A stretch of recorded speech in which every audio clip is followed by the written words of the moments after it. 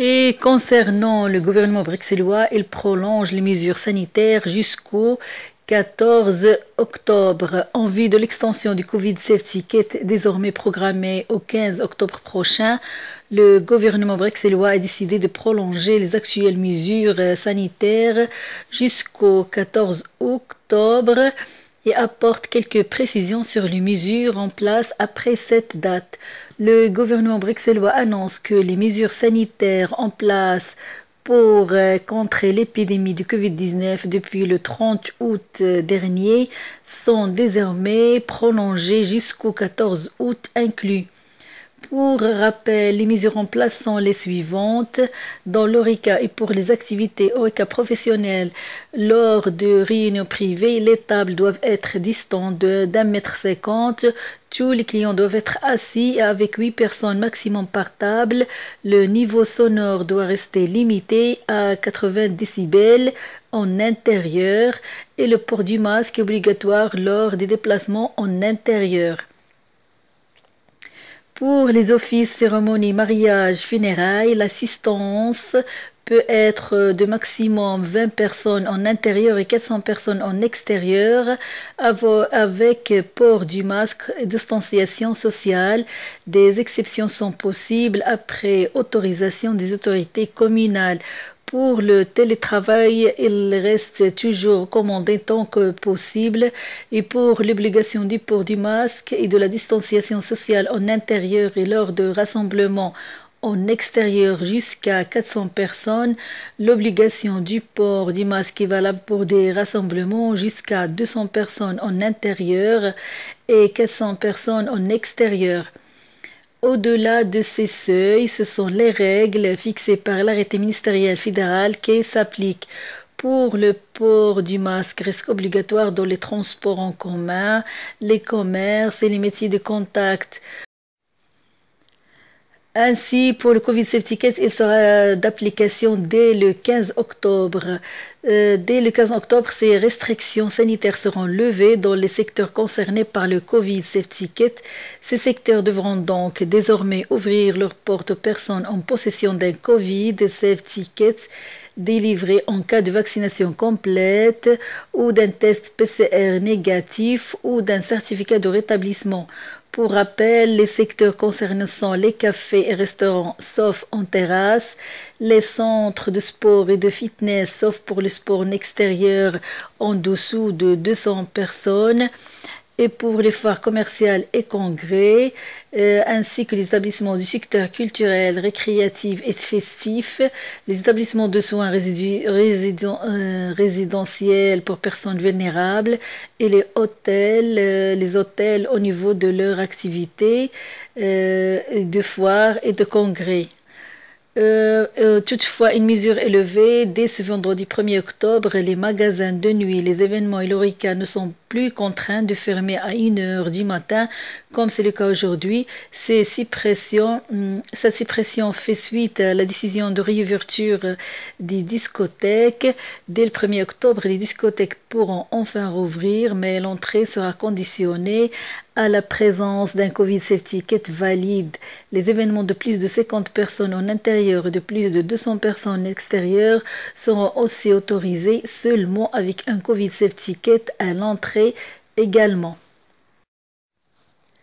Concernant la Belgique, il y a la fin du passager locateur fort papier acté dans l'arrêté ministériel sur les mesures sanitaires.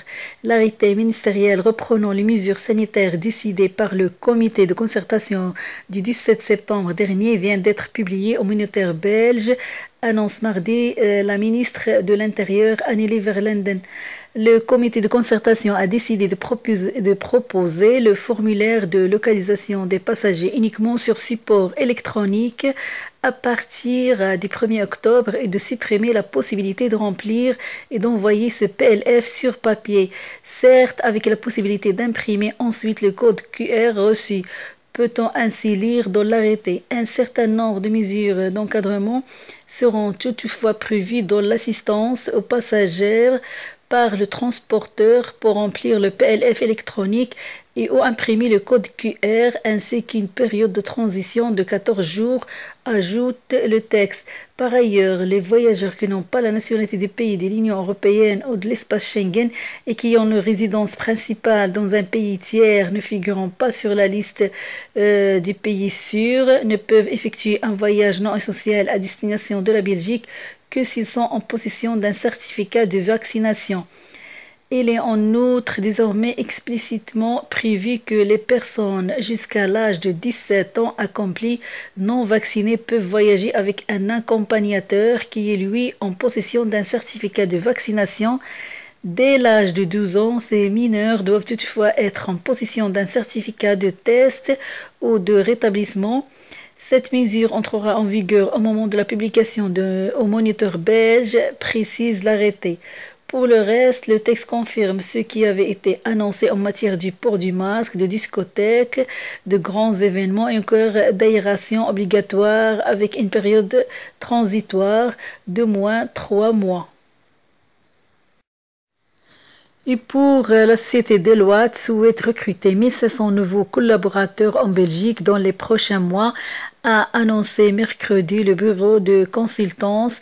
Il s'agit d'un recrutement record pour Deloitte qui emploie déjà aujourd'hui plus de 5100 personnes. Au cours de son exercice 2021 qui s'est terminé fin mai, l'entreprise a enregistré une croissance de 4,7% de son chiffre d'affaires qui s'est établi à 635 millions d'euros, ce qui renforce sa position de leader sur le marché belge. La croissance de 2021 fait suite à une progression impressionnante de 7,4% au cours de l'exercice 2020. En d'autres termes, l'organisation a su préserver sa croissance en dépit de la crise sanitaire. Pour poursuivre sa croissance, Deloitte souhaite recruter 1500 collaborateurs supplémentaires d'ici mai 2022. L'entreprise recherche principalement des profils dits STEM, sciences, technologies, ingénieurs et mathématiques. Mais ces derniers mois, des personnes ayant une formation en histoire ou en musicologie ont également été recrutées. Le bureau de consultance a recruté en moyenne 1015 nouveaux collègues annuellement entre 2016 et 2020. Concernant le coronavirus en Belgique, voici le bilan du jour. Entre le 19 et le 25 septembre, il y a 1924 nouvelles contaminations causées par Covid-19, dont en moyenne par jour, il y a un recul de 7% par rapport à la semaine précédente. Concernant le taux de reproduction, il s'établit à 0,99. Concernant les tests, il y a près de 47 700 tests en moyenne. Cela constitue plus de 1% par rapport à la semaine précédente. Ont également été effectués chaque jour pour un taux de positivité de 4,5%. Concernant la vaccination en Belgique, il y a maintenant 8 384 942 personnes qui ont été entièrement vaccinées, soit 73% de la population totale et 85% des personnes de plus de 18 ans.